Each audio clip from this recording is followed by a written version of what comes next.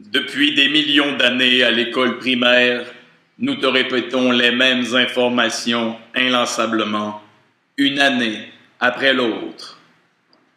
Aujourd'hui, je ferai la même chose.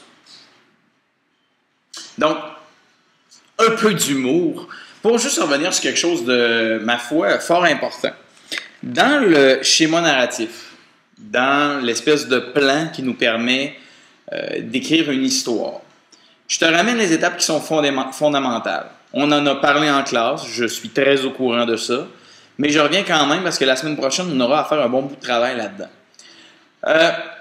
Schéma narratif, c'est égal quoi? Ça débute par le début qui est la situation initiale. Donc, dans une situation initiale, je vais apprendre un peu à connaître mon personnage, son environnement, dans sa normalité, dans le quotidien. C'est-à-dire qu'il n'y a rien d'extraordinaire en tant que tel qui va arriver, même si mon histoire est extraordinaire ou se passe dans un monde surnaturel. La situation initiale, c'est en gros la description de ce qu'est la vie de mon personnage, ce qui est ce personnage-là, les personnages secondaires, etc. Motivation aussi peut-être de mon personnage, mais il n'y a pas de grand coup d'éclat.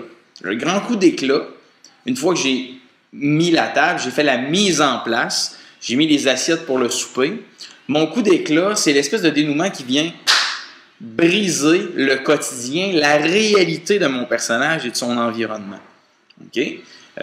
On parlait dans Capitaine America que c'était la rencontre justement avec les agents, si tu veux, du SHIELD qui soudainement se retournaient contre Capitaine America. Donc à ce moment-là, notre grand élément déclencheur, on avait déterminé en classe que c'était un peu ça. C'est-à-dire que le fait que Capitaine America devienne l'ennemi public numéro 1, ça change toute la réalité, toute la normalité de Capitaine America, de Steve Rogers. Donc, élément déclencheur, boum, on change ce qui était le quotidien. Ensuite, on a une succession de péripéties, ou on pourrait dire d'épisodes, comme dans une série télé. C'est-à-dire que dans chaque péripétie, dans chaque épisode, j'ai un mini-début, un mini-milieu et une mini-fin.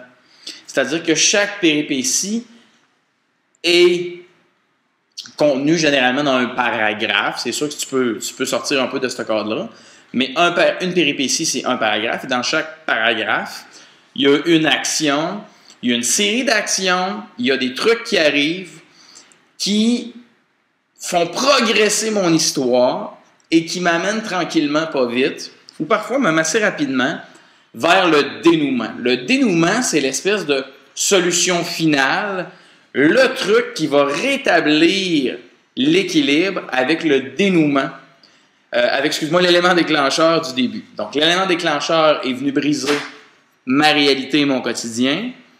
Mon dénouement, lui, va venir rétablir l'équilibre. Donc, qu'est-ce qui va mettre fin à tout ce qui est arrivé suite à l'événement qui a bouleversé la vie ou l'environnement de mes ou de mon personnage? Vient ensuite, après le dénouement, un paragraphe tout simple, où là, c'est la situation finale, le retour au calme. Oui, je le répète encore et encore, mais le dénouement, oui, c'est la grande finale avec la grosse musique, les explosions et tout ça. Ou ça peut être très, très simple aussi. Le garçon qui se met à genoux et qui demande la main de la princesse, je ne sais plus quoi. Okay? Donc, la situation finale, c'est le retour au calme. Qu'est-ce qui est maintenant le quotidien, la normalité, la vie de tous les jours, l'environnement de mes personnages que j'avais appris à connaître dans la situation initiale. Donc, situation finale, après le dénouement, le retour au calme, qu'est-ce que sera maintenant la vie ou l'environnement des personnages qui étaient au cœur de mon histoire. Là-dessus, je te remercie beaucoup. Et comme devoir supplémentaire, je te demande d'aller lire une bonne histoire. Et que ça saute, petit gars, ou petite fille, ou grand gars, ou grande fille, ou moyen, ou peu importe, c'est